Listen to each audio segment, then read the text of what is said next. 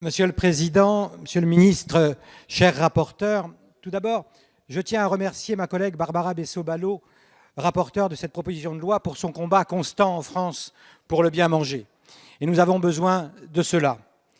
Lors des ateliers des États généraux de l'alimentation organisés en 2017, nous étions nombreux à mettre en lumière le fait que la courbe de la pauvreté suivait la courbe de l'obésité. Et que si, autrefois, c'était les pauvres qui mangeaient des légumes et les riches de la viande, aujourd'hui, le marqueur social, c'est que les riches mangent des légumes et les pauvres essaient d'acheter de la viande à pas cher avec de la graisse, du sucre et du gras pour faire partie de la société. Lors de l'examen de la loi Egalim à l'Assemblée nationale, l'un de mes amendements validés portait sur le titre d'une alimentation saine, sûre et durable. J'y ai fait ajouter les mots dans ce titre « accessible à tous ».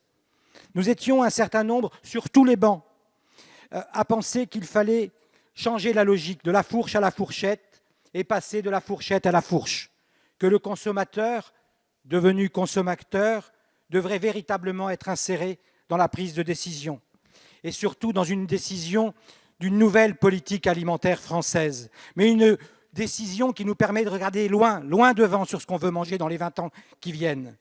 C'est le citoyen, c'est au citoyen de terminer en conscience la véritable information et ce qu'il veut manger.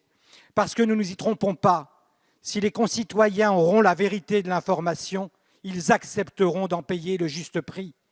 Il faut donc essayer aujourd'hui, et c'est le but de cette proposition de loi, de faire en sorte que l'information soit juste et sincère. Si la loi Egalim est reconnue par beaucoup comme positive, il n'en reste pas moins qu'elle n'a fait qu'ouvrir un chemin dont le point d'arrivée est vraiment encore loin.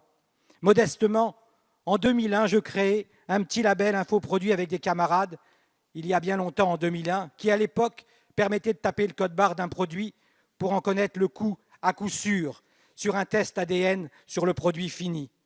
Aujourd'hui, je ne pense plus que c'est à une société de faire cela.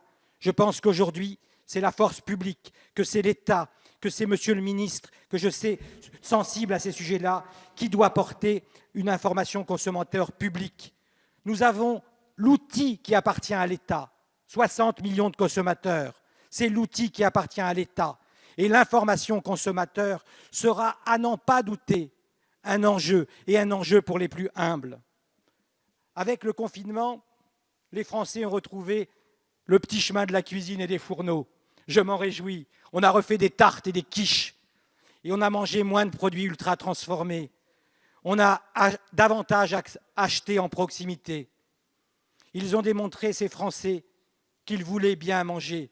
Que ce côté particulier de la gastronomie française, mais la gastronomie au patrimoine mondial de l'UNESCO, pas celle des grands chefs, celle du plat quotidien, était vraiment au cœur de la société française. Ce bien manger ne pourra pas passer par une information consommateur qui leur donne non confiance. Cette proposition de loi que nous voterons est un premier pas dans cette attente de confiance. Nous devons être informés sur le sel nitrité, parce que le sel nitrité, oui, tue des gens, tue des consommateurs. L'OMS le dit, et nous devrons encore une fois avancer pour le faire interdire dans les plats et dans le jambon français. Je sais également qu'il sera très dur de faire en sorte que ce label consommateur, que cet outil consommateur public voit le jour. Je me rappelle en 2001 avoir rencontré le professeur Sedgensberg qui nous disait déjà « il faut imposer le Nutri-Score ». Ça a été très difficile. Les lobbyistes de tout poil, je me rappelle également à Bruxelles, étaient venus pour contrer le Nutri-Score.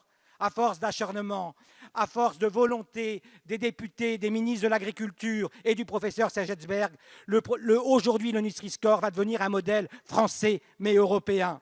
Nous devons donc aller encore de l'avant et faire en sorte que cette information consommateur soit publique, comme les AOP l'ont été à une époque. Nous devons faire en sorte que les plus humbles aient une information garantie par l'État. Ce texte en est le début et je sais que nous serons nombreux à le faire progresser. Merci à vous.